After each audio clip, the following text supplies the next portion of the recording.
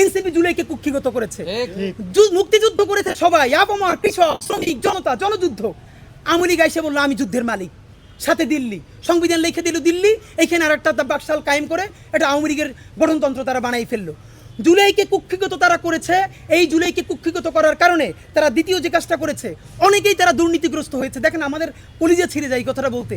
আজ থেকে 10 মাস আগে যেই ছেলেটা দেখেছি সারা গায়ে আঘাতের চিহ্ন জুলাইয়ের আন্দোলন করতে গিয়া, সেই সব ছেলে মেয়ে মাত্র 8-10 মাসের মধ্যে কিভাবে কোটি টাকার মালিক হইতে পারে এই চিন্তা আমাদেরও ঘুম আসে না। 10 মাস তো, আরে রাজনীতি তো আগামী 5 বছরের না, রাজনীতি তো 50 বছরের। কষ্ট করে বসে থাকলে আগামী বাংলাদেশ হইতো আমাদের যোদ্ধাদের।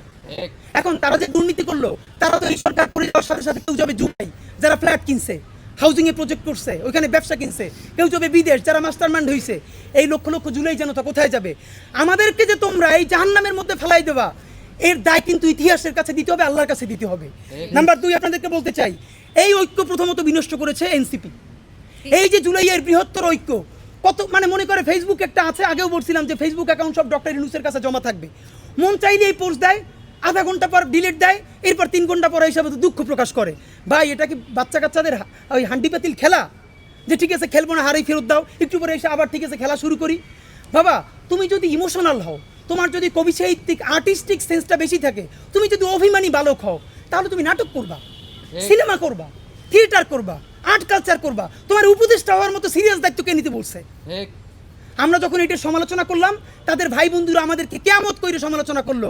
তখন বললাম ভাই তিনি বিদেশ চলে যাবেন, যেই সব ছেলে মেয়েরা তোমরা দেশে আসো, তোমরা দেশে থাকবা, তোমাদেরকে মানুষ ভালোবাসে। ভাইয়ের রাজনীতি কইরা জনগণের বিরুদ্ধে যাইও না, জনগণের বিপক্ষে গিয়ে ভাইয়ের রাজনীতি করলা। এখন তোমার ভাই তো তওবা করছে, তোমরা তওবা করবা কার কাছে? এই জন্য ইনসাফের উপরে থাকেন, নিজের বিবেকের উপরে থাকেন, বিবেক কোনোদিন বর্গা দিয়েন না। এবং সর্বশেষ এই যে নিজেদের ক্ষমতাকে কুক্ষিগত করার জন্য বৈষম্য বিরোধী ছাত্র আন্দোলন, সারা বাংলাদেশের যে ফোর্স ছিল সেটাকে নাই করে দেওয়া হলো। এই যে আপনার আজকে এনসিপি, তারা যদি বৈষম্য বিরোধী ছাত্র আন্দোলনটাকে আরো 6 মাসও টিকেই রাখতো, এই বৈশার পক্ষে দাঁড়াই আমরা আওয়ামী লীগ নিষিদ্ধ করতে পারতাম, জুলাইয়ের ঘোষণাপত্র দিতে পারতাম। কারণ এখানে ছাত্র দল ছিল, শিবির ছিল, সবাই মিলে ছিল।